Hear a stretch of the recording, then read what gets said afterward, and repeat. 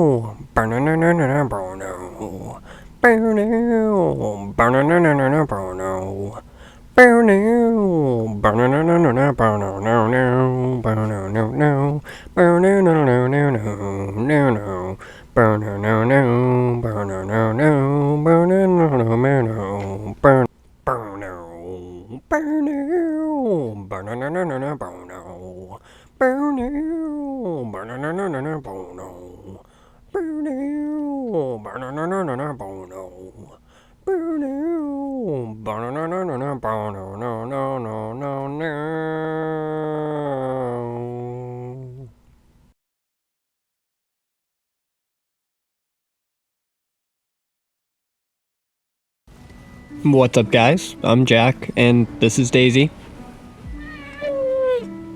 Say hi. And welcome to another video. So, originally I just wasn't gonna upload this week, but then the Santa video did like super well. We went from like, I don't know, 1,800 subscribers to over 3,000, so that's amazing. Thank you guys so much. That truly means the world to me to see that much support. Anyway, I figured it would be pretty stupid to not post after getting a bunch of new subscribers and all that good stuff, so here I am. So, what are we doing today? Well, we are beating Shadow of the Erdtree with only Frenzied Flame, but this is also a Nuzlocke. And I'll put the rules up on screen here, you can pause if you want. But long story short, if I die while wielding a weapon or spell, I lose that for the rest of the run, and if I lose every weapon and spell that I have available to me, we lose the run. I'll clarify the rules as we go, but for now, I think we should just get started. So after grabbing a couple of Scadutree fragments to max out my Scadutree level, we go ahead and make our way towards the first boss, the Divine Beast Dancing Lion. And for this, we're going to be using the Fingerprint Shield and Vike's War Spear. And this combo is going to carry us through a lot of this run, though we are going to change up a bit. I do like some variety here and there. So I'm not expecting this boss to be very difficult. The Fingerprint Shield should block basically everything that the Divine Beast Dancing Lion can throw at us, and Vike's War Spear does decent damage, and you can also use it while guarding because it's a spear. That and the Divine Beast Dancing Lion just isn't a super difficult boss and doesn't have a lot of health. So if you guys are longtime viewers of this channel, you would know that I already did a Frenzied Flame only run in the DLC. But I've lost that run. Yeah, I just couldn't beat Radahn. This was right after the DLC dropped, and I didn't really know his moveset too well. It took me over 9 hours of attempts, but eventually I gave in to the Mimic tier and ended up using that to defeat Radahn for that run. And it's haunted me ever since then. So I want to do a real run, this time even more difficult by making it a Nuzlocke. And I just want to beat the ever-loving shit out of Radahn with Frenzied Flame this time. So let's see if we can make that happen. And while I was explaining all that, we somehow managed to take out half of the Divine Beast Dancing Lion's health.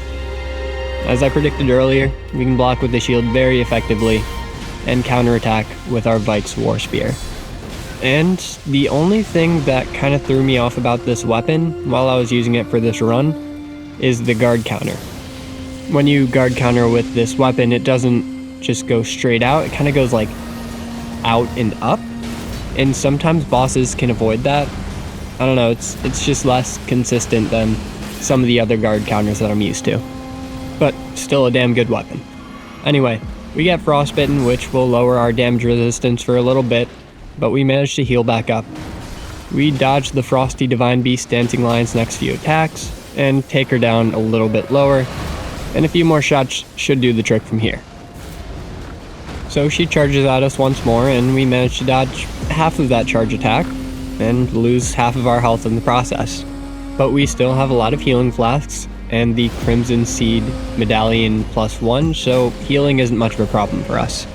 Every thrust from our Great Spear takes the Divine Beast dancing line a little bit lower, and victory is certainly in sight for this boss fight.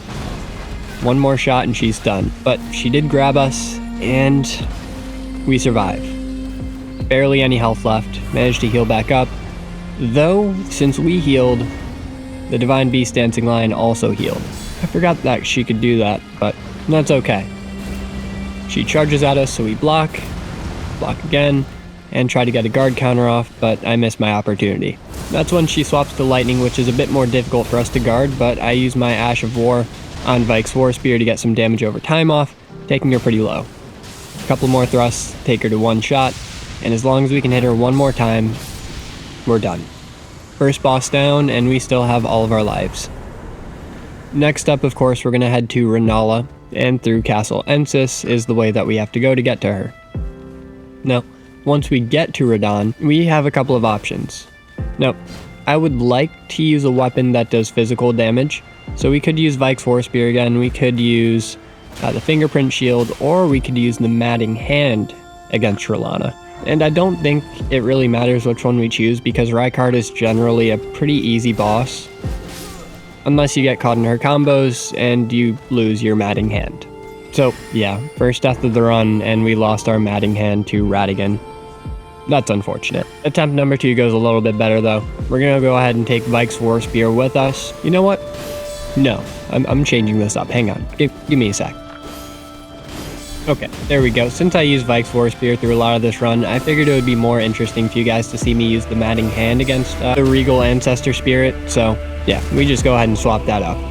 So the Matting Hand is a pretty decent weapon. It does physical and fire damage and inflicts madness, though of course, no bosses can be afflicted by madness, which kind of sucks. It would be cool if they had at least 1 or 2 main bosses that could be afflicted by madness. I mean, it wouldn't be that strong. Bleed is already a thing in the game, but that's okay.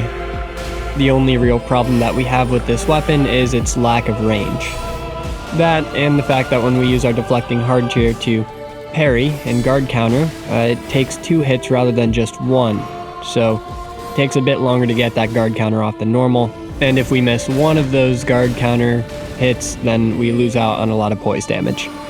So definitely not the best weapon, but also not the worst. We've used a lot worse in our previous challenge runs. The Ash of War Matting Spearhand Strike also does a decent amount of poise damage, but it doesn't do a lot, and it's mainly for PvP. You can get a lot of madness build up there with that Ash of War. It's just not very effective in PvE. Anyway, as you guys saw earlier, we get caught up in one of Ronnie's combos and we lose the Matting Hand to her. But that's okay, we take out Vike's War Spear and we are able to finish the job without any problems. This is a really good weapon, and we even finish her off with the Ash of War too, which is fun. Alright, on to the next boss. And since we lost the Matting Hand, I kinda want to get a new weapon. Well, there are 2 or 3 that we haven't gathered yet, and they all lie within the Abyssal Woods. So we make our way towards the castle, going through some ruins, over a big bridge, and into the church district of the Shadow Keep. We go up an elevator, and then hop down to the first floor of the storehouse to grab a site of grace there, thereby skipping the golden hippopotamus. And we're going to make our way straight through the secret exit and down to the river in order to access the Abyssal Woods, our home. Finally, we sprint through the catacombs here, taking a good bit of damage along the way, and absolutely destroy Inquisitor Jory.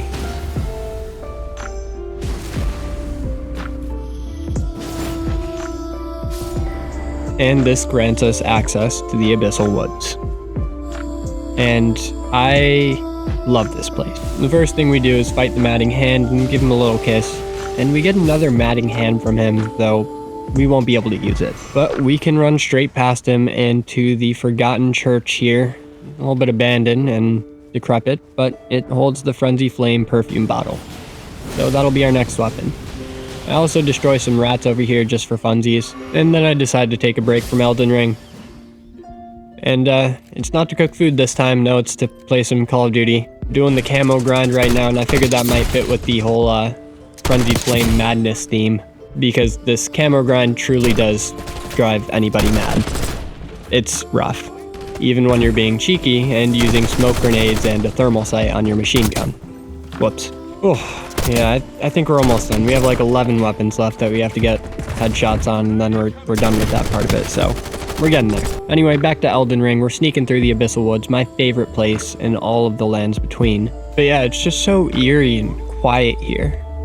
There's just an emptiness that you feel in the Abyssal Woods. And I know some people complain about how empty the DLC is in general when compared to the base game, but in the Abyssal Woods at least, it works. Anyway, we head into Mydra's Manse and grab Nanaya's Torch, our next weapon, and then we come across a kneeling monkey in this cathedral room.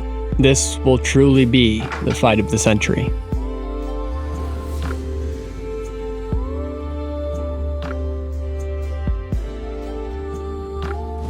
How did that miss?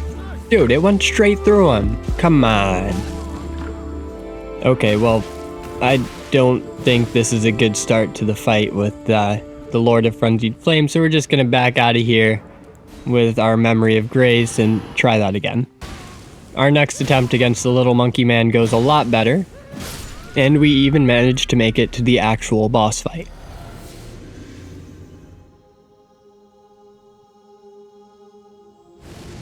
Metyr over here has a terrible lack of poise, so even though he resists our damage, a couple of guard counters with our shield should do the trick. But yeah, isn't it crazy? The Lord of Frenzied Flame resists fire damage. But that's okay, because our spear also does physical damage, which makes it pretty good. Well, better than expected at least. And in this fight, 2 successive guard counters gets the poise break against Metyr here, which makes it pretty trivial. I believe in my previous attempt this took like 4 hours for me to beat the boss fight. And don't get me started on Rellana for my first Frenzied Flame run. That was rough. It's at this point in the fight that I decide I want to have some variety, so rather than just using Vike's War Spear, I swap over to the Fingerprint Shield, and then just use Vike's War Spear for guard counters. Not guard counters, those are riposts actually. There's a difference. Or are they critical hits? I don't know. So as I'm sure you all are aware, the Fingerprint Shield is just awesome. Not only does it do a lot of damage, it also blocks basically everything, and inflicts madness against NPC invaders and other players, and you can even apply the bleed affinity to it because it's a smithing stone weapon rather than a somber stone weapon. So it's just like the best shield in the game, and just an incredibly effective weapon in general. And I wanted to see if I could get a guard counter off with just my fists against Metyr, but it wasn't working too well, so ended up giving up on that. I really shouldn't play with my food because when I get cocky, that's when I start to lose. And since we have a very limited amount of lives, we need to not lose as much as we can. Especially with this Frenzied Flame run. This is easily the most difficult Nuzlocke that we've done so far. And that's because we have less weapons than there are bosses to face during this run. In my past few Nuzlocks, we've had either an equal amount of weapons to bosses, or more weapons than there are bosses. In this one, we have less, and most of the bosses resist fire damage.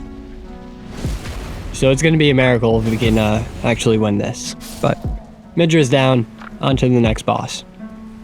I figure it's about time to head to the Cerulean Coast and face the atrocities that lie within the Deep Stone Crypt. And while the Cerulean Coast might be the most beautiful area in Elden Ring, the Deep Stone Crypt here certainly is not that. It might be the most annoying area in Elden Ring. But we do make it past all the stupid snipers without dying, and we head down into the boss fight. So the Putrescent Knight shouldn't be too difficult. We're going to be using the Frenzied Flame perfume bottle for this because I think it'll be pretty good. So it's got some extra range, more range than any of our other weapons, and that's good because this guy likes to run around a lot, and it just helps to make sure that we actually hit him. I also use Frenzied Burst, and I will specify the rules a little bit here. So if we use a spell or incantation against a boss, we lose only that spell that we used to damage the boss, and no others. And we don't lose our seal, that's just up. So if we were to die during this run, we would lose the Frenzied Flame perfume bottle, as well as Frenzied Burst, and nothing else because we didn't use anything else to damage the boss. Anyway, both our weapon and incantation do a really good amount of damage to him. This should be a pretty easy fight. And the Frenzied Flame perfume bottle is pretty good, it just doesn't do like any poise damage. And it also can't riposte either, which both of those effects do make boss fights much easier. So not having access to those kinda sucks, but I imagine we'll be okay, especially with all of our added range from our spell and the perfume bottle. And I'm just going to go ahead and take this moment to thank my channel members, Micah and Mary and Beer. I don't know if I'm saying your name right, but thank you for joining up, and I appreciate you guys very, very much. Let me know if you have any suggestions for challenge runs. I have a giant list of ideas for future runs, but you guys definitely get priority. And if you guys want to become a channel member, that would be awesome. It would make my life a little bit easier, and you would get access to early videos as well as priority in challenge run suggestions and some cool emblems that'll appear next to your name based on how many months you've been a channel member. And a shout out during every video because I really do appreciate y'all. Anyway, we get the Putrescent Knight down to about a third health when he combos and deletes us. So we actually did lose the Frenzied Burst and our perfume bottle. So the next attempt, I wanted to use the torch, and I chose to use that rather than, Vike's War Spear or the Fingerprint Shield, just to get some more variety in here. I don't want to use the same overpowered setup for every single boss, and I think we should be able to win with the torch here. And believe it or not, the torch is actually a really solid weapon. So the only thing it can't do is get riposts, but it does deal a really good amount of poise damage for some reason, and it also barely takes any stamina to actually use it. So we do get a poise break, and we finish off the Putrescent Knight with it. Love this thing. Anyway, we continue on through the Shadow Keep Church District, and we gotta unflood the flooded part of it. Though on the way, we do get attacked by some flying bats, which kinda sucks. I just wanted to climb up that ladder and unflood the flooded district, you know what I'm saying? But these guys kept getting in our way, it was really annoying. And eventually we got hit by some bad luck and got grabbed and, well, we died. So there goes the torch, which I'm really sad to see. I really wanted to beat the shit out of Rellana with it, but that's fine. Anyway, we unflood the flooded district, make our way down an elevator, grab a Site of Grace, keep going over a bridge, grab another Site of Grace and a special Marika's rune, and then we find ourselves at the Scadutree base where we can face the sunflowers. And for this fight, I've decided to only use the Flame of Frenzy incantation. And for once, we have a boss that's actually weak to fire damage, so this should do pretty well. Ow. Ow. Okay, we just gotta hit an incantation. Let's... Ow. Come on. Well, at least that did a lot of damage. This really is not going well whatsoever.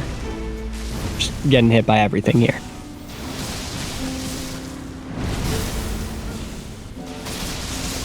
Okay, there we go. We finally get a good hit on him, take him down to barely any health, and then get stunned before we can finish the first boss.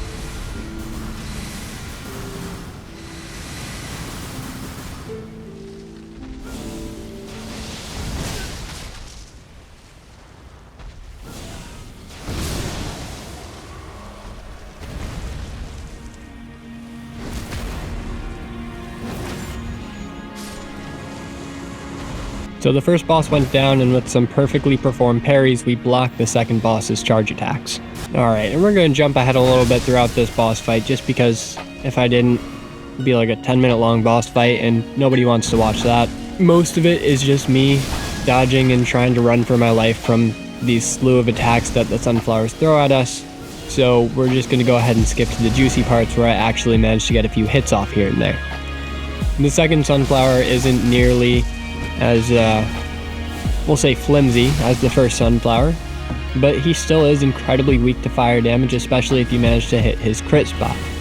So it doesn't take us too long to get him into the red with our Flame of Frenzy. and eventually we take him down altogether. And the third sunflower actually has the exact same amount of health as the second sunflower, which is pretty interesting. The first one is just a little bit weaker than both of them.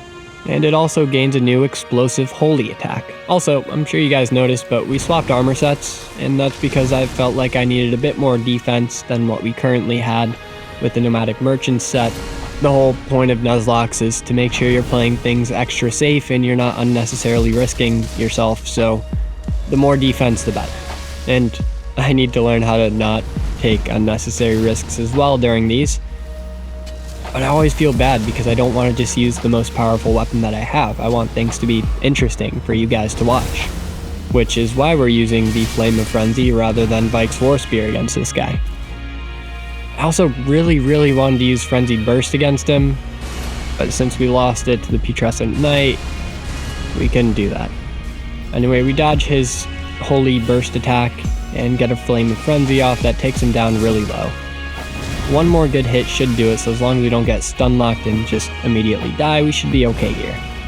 We dodge through his charge attacks, thankfully not taking a single hit, but unfortunately our next Flame of Frenzy misses. We just got him with one more. Just one more, so we get our mana back, attempt to dodge a couple of attacks, but fail to dodge, hit him with the Flame of Frenzy, and although it hits, it doesn't finish the job, so we have to dodge another Holy Burst attack. Thankfully, we survive on a sliver of health, and since he's tired, we can finish the job right here and right now. Sunflower's down, on to the next boss. So we have two more bosses that we can fight through the Shadow Keep, one of them being Commander Gaius and the other one being Messmer. And I guess, what's her name? The Scarlet Rot boss too, you can get through the Shadow Keep. Romina, that's her name. Anyway, we go for Messmer first, and this time I really am not messing around. We are going to be using the Fingerprint Shield and Vike's War Spear. Not only is it fitting to touch tips with Messmer using our Great Spear, but it's also our most effective weapon against him. As of right now, that and the Fingerprint Shield are the only weapons we have left that do physical damage. And doing pure fire damage against Messmer is just not a good idea. And I'd like to take this time to ask if you would please consider subscribing, maybe? If not, no worries, your viewership is always enough for me, but it would be super nice. I'd only want you to subscribe if you actually enjoy this kind of content, if you like me or my videos. Regardless, if you've even made it this far, I just want to say thank you too. It means the world that people are actually showing up to watch these videos, so thank you. Also, since this is coming out around New Year's, my New Year's resolution is 100,000 subscribers by the end of the year. Which sounds kind of funny because we're only at 3,000 for this video, but... So against Messmer, we can't block every single attack with our Fingerprint Shield because fire damage does get through it a little bit, but most of the attacks are fair game. And with all that blocking, we can get some guard counters off, which very frequently lead to poise breaks. And before long, Messmer's already down to half health. One or two more hits should take him into phase 2. There we go, phase 2 started, and I certainly wasn't playing my best during this fight, but we do have a lot of health and a lot of defense with our shield, so hopefully we'll be okay. We jab him a couple times while he's out of his snake form, and then he swaps back into it, charges at us, we dodge all of his attacks, then we go for a jump heavy attack against him. It hits, and he should be pretty close to a poise break again. I think if we can get a couple of guard counters off, we should get there, but until then we're left to dodge once more. We dodge directly into his next flurry of attack, which allows us to avoid taking a single hit, and we can get another hit off. This time it was a charge heavy, and it did an okay amount of damage, I suppose. Once in his snake form, he tries to bite us once more, but we can dodge straight through that and hit him again. A poise break would be so nice right now. Every hit that we do against him doesn't really deal a lot of damage. So anything would help right now.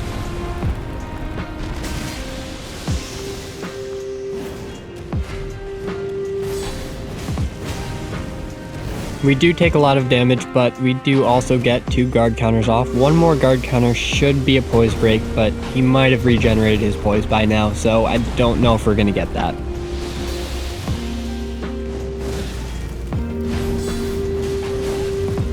We once again failed to dodge his next set of attacks, taking us below half, but we heal up just in time. We still have some healing left, so we should be okay for now. And I just want to point out that if we lose the Fingerprint Shield and Vike's War Spear, this run is basically over. We need this for Igon. There is literally no way in hell I am defeating him with any of the Frenzied Flame incantations, especially without Frenzied Burst. Though there is one other option for a weapon that I haven't used yet, but I'm only going to save that for emergencies. You know, a break glass in case of emergency type deal. But Messmer's down and we still got our shield and spear, so we can keep moving. I take out a bat as we're heading towards Gaius over here, and that's because I learned my lesson after facing those last bats. And even though I defeated the bat, I still managed to almost die. Though thankfully I quit out before I hit the ground, saving the run. Whew, that would have been rough. So we make it to Gaius unscathed, thankfully, and we can begin our fight with him. Now, I really wanted to use Frenzied Burst against Gaius too, but since we don't have that, we're just going to go with Old Reliable, the spear and the shield. Since we lost all of our other Frenzied Flame weapons, we don't really have too many options left. And I remember my first Frenzied Flame run for Gaius, that one took me hours too. And I believe I was using the Matting Hand for it. But with the shield and spear to get some guard counters off, and with the spear offering us some much needed range, we're able to melt Gaius very quickly this time around. We're not completely safe though, because he does manage to take out half of our health, but we can heal back up with no problems. It was at this point that I decided that the shield was a little bit too easy and that I was just going to use the spear from now on. And since we have the deflecting hard tier on, we can get some sick guard counters off and a riposte. This takes him down to about a third health, where we get an Ash of War off and take him even lower. It also pushes him into his second phase, so I run away and heal up before he starts to attack. This has been a really quick fight so far, only a few more hits should do it. I don't think we would have had a difficult time if we had used the Matting Hand again, but it definitely wouldn't have been as quick as this. We do manage to parry his next set of attacks, and that takes us to a guard counter, which breaks his poise, and there we go. That's Gaius down. That was very quick and easy. I'm happy about that one. We're heading to the Dread Dragon next, and on the way we run into Piteous Igon. We of course speak to him, and then give Ancient Dragon Man here a little kiss. He didn't like that very much, so he kind of just burned up. We run into him again, stab him a couple times, and that's Ancient Dragon Man down. After that we run into another dragon, but he didn't really stand much of a chance against our Flame of Frenzy incantation. That just destroyed him, but he did almost take us out here. That's the other problem with the incantations. They can inflict self-madness on you, and that leaves you vulnerable for a second. We thankfully survived that and finish off this dragon over here. That's when we run into Igon again, who somehow got ahead of us. Not sure how, but that's okay. He gives us his finger, and we promise to take it up to the peak of Jagged Peak. And that's where we run into Baal, the Dread Dragon. And of course, we are summoning Igon for this fight. Now, normally I wouldn't do summons, but Igon is a special case.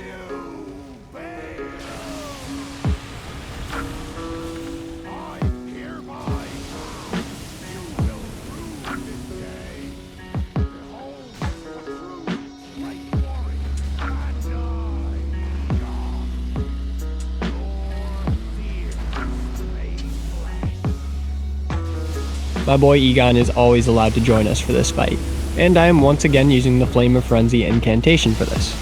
It's generally a really good incantation, especially for larger bosses with big hitboxes like Baal here, because it can hit many times. And unlike Unendurable Frenzy, it doesn't trap you in a little animation after you finish it. So I'd say this and Frenzied Burst are probably the best incantations that we have access to. And I do have Midra's Flame of Frenzy too, I just completely forgot to equip it. That probably would have been pretty good for this fight too. And for this, I decided to use the Fingerprint Shield in my left hand to block damage, and wow! I did not know you could block that attack so easily and effectively with the Fingerprint Shield. That is crazy. Shields are kind of broken in Elden Ring, aren't they? I mean, even if I didn't have the shield, that attack wouldn't have taken us out, so we would have been able to heal up just fine. Oh boy. I have like less than an hour to finish up this entire edit before I gotta go to work, and then after that I have my second work, and then tomorrow I have work even earlier, and then second work. So yeah, if I don't upload at least once a week, YouTube is gonna punish me. The YouTube gods are truly merciless. So I'm gonna have to finish this voiceover pretty quickly. We got this. We totally got this. It's gonna be fine. Everything will be fine. Right? Okay. Each cast from our Flame of Frenzy does deal a pretty significant amount of damage to Bale, which is surprising, because, you know, he's a giant dragon, so you'd think fire damage would do next to nothing against him. But somehow it deals pretty good damage, and good poise damage. Unfortunately, when we get stuck in the cast animation, we are susceptible to things like grab attacks, which will take out a lot of our health. Thankfully, we didn't perish from that one, and we could heal right back up. This fight is pretty close. We are slowly running out of healing, but Bale is also almost dead, so hopefully we can finish this up. I restore my health and mana for what I hope will be the last time, and then wait for an opening. We have Radigan's icon on, which increases our casting speed for our incantation, but even with that, it still takes a couple of seconds to get off. Bale flies away to do his little phase transition, but we can dodge it pretty easily.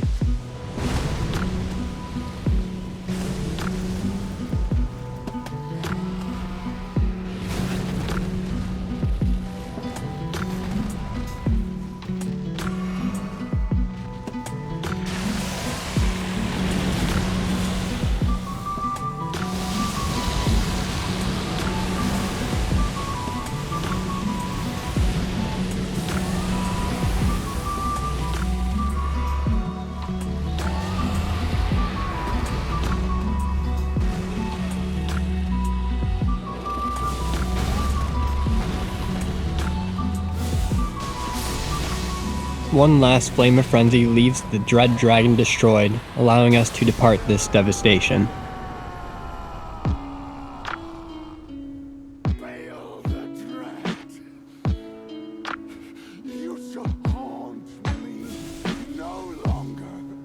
Only a couple bosses left. I suppose we should probably take out Metyr, so we go for the finger bells. Got 1 down, 2 down. We take out the NPC invader, and that's 3 finger bells, allowing us to fight the boss.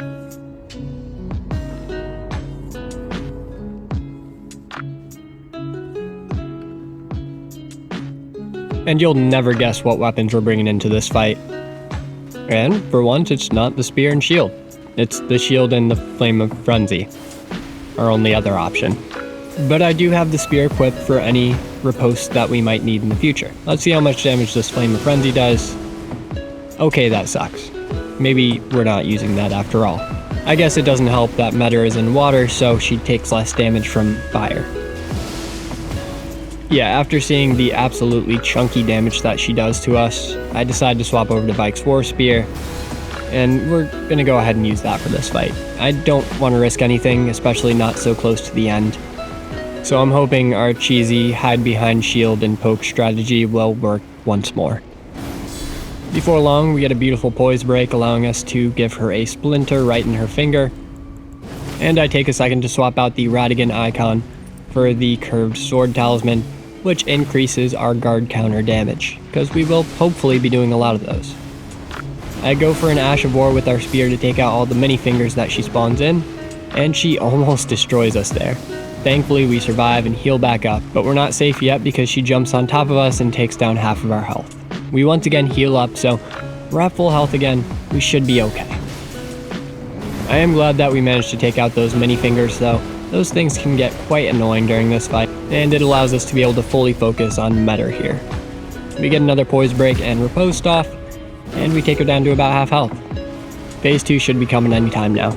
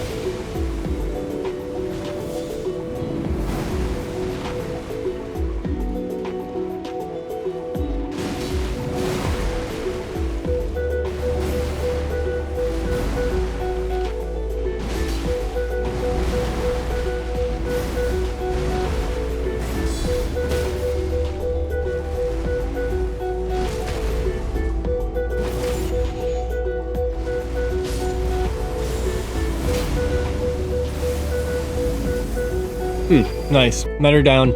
Sorry for the lack of voiceover there. I was eating breakfast/lunch before I got the whole work thing coming up. So we make it to the ancient ruins of Ra. On the way, I do find a new rune arc, which is nice. So we're able to activate our Godric's Great Rune once more. And that just gives us +5 in every one of our stats. So no reason to not use it, right? And again, we are going to go ahead and use the spear and shield for Romina here. Now, Romina is weak to fire damage, so I'm guessing this should be a pretty easy fight. In fact, I actually wanted to change it up a bit, so I swapped over to just two-handing my shield in hopes that that would be a pretty effective way to defeat her. But I found it very difficult to actually hit her with any guard counters, so I'm not sure if this is the best weapon for the fight. I really would have loved to use the torch against her. I think that would have been really fun, especially because that's what I used to beat her in my last attempt, and it would be cool to see just how much better I've gotten at this fight, but it's okay. The good news is, if we do lose all of our weapons, I'm still gonna finish off this run, and then I'll have full access to our entire arsenal. So that would be pretty nice, right? That being said, I would of course prefer to actually win this Nuzlocke, which currently isn't going too well against Romina. I just can't seem to hit her with like any of my attacks, and she's hitting me with every one of her attacks. So I'm not doing too hot here. I even get caught by her grab attack and get Scarlet Rotted. Thankfully I brought in Flame Cleanse Me, so we can take away that Scarlet Rot, but still not doing too good here. I've already used about half of my healing, so yeah, this fight isn't looking too good so far. I would really prefer to not lose the fingerprint shield. It would be okay if I did, as long as we don't lose Vike's War Spear. But at this point in the fight, I decided to take out Vike's War Spear too. So if we died here, we would lose the fingerprint shield, the Flame of Frenzy, and Vike's War Spear, basically leaving us with only a single option for this fight and the remainder of the run. And that break glass in case of emergency option might be a possibility. And if you're wondering what weapon that is, don't worry about it, you'll see later. But yeah, at this point I decided to just try to get out of here before I lose everything. So the goal here is to activate my Memory of Grace as soon as possible. And after her big jump and slam attack, we can do just that and escape the fight unharmed. Attempt number 2 does go a bit better, and I decided to two-hand the spear here and rely on the deflecting hard tier to get our parries off. And before long, we can already take her into her second phase. This went much better. I even pop a Flame Cleanse Me just to get rid of that Scarlet Rot buildup, because, well, why not? And I continue to attack Romina with our spear.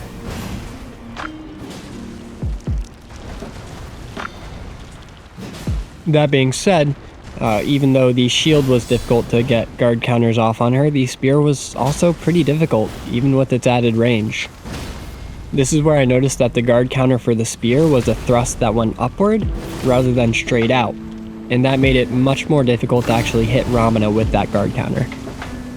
That's alright though, because we did get a poise break, a riposte, and 2 Ashes of War, which took her down really low. Only a few more attacks should get us the victory here, which only leaves Rellana. And watch right here. Yeah, we missed that guard counter because it went up rather than straight out. So that was just kind of annoying, but definitely not the worst thing in the world. Another Ash of War takes her even lower, so she also annihilates half of our health with a quick combo. But I can heal up before any more damage is done. Another Frenzy Flame Thrust takes her down to quite literally one shot, but she hops in the air just before she's destroyed.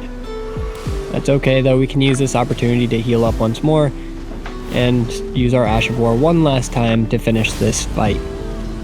Thank God. We still have our spear, our shield, the Midra's Frenzied Flame, the Frenzy Flame. So regardless, we got a few options for Rellana up here. Now we just gotta make our way through the Anir Elim place, which is so beautiful by the way, big Kid Icarus vibes. But that's when we run into the Divine Beasts who, he stun-locked me, and with that, we lost our spear and shield, which leaves us with that break glass in case of emergency weapon. And that weapon is the Great Sword of Damnation. And while it doesn't do Frenzied Flame damage, it is wielded by the Lord of Frenzied Flame, so I feel like we should at least give this a chance to beat Radahn. We only have one opportunity here to get this win, and we're gonna take it.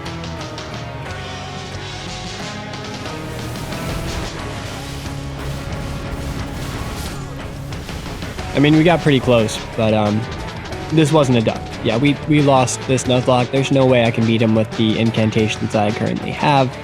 So what I do instead is I go into my vault, I grab the fingerprint shield and the Naya's torch, and we are gonna beat the fuck out of Radahn with this torch.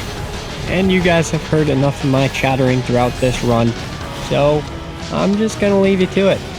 I also only have 20 minutes left before I have to leave, and I have to add all the music and making the voice sound better and all that good stuff, so I really want to finish this before I gotta do my work thing. I don't want to have to stay up until like 3 a.m. to finish this, so plus it takes like 4 hours to even export this and then upload to YouTube, so I really need to finish this before work. Okay, and I want to point out one more time that in our first Frenzied Flame attempt against Radahn, we fought him for 9 hours straight with the spear and with the torch and the matting hand, and I could not win without a Metyr. 9 hours.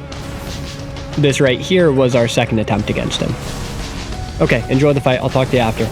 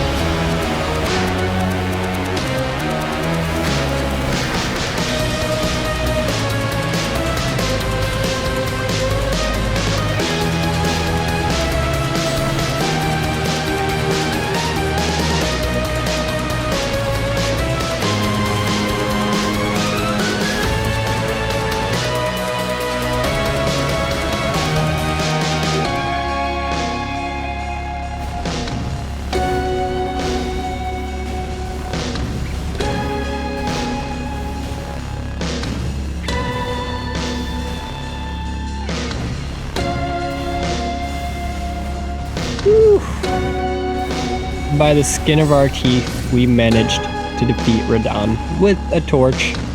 That was hilarious.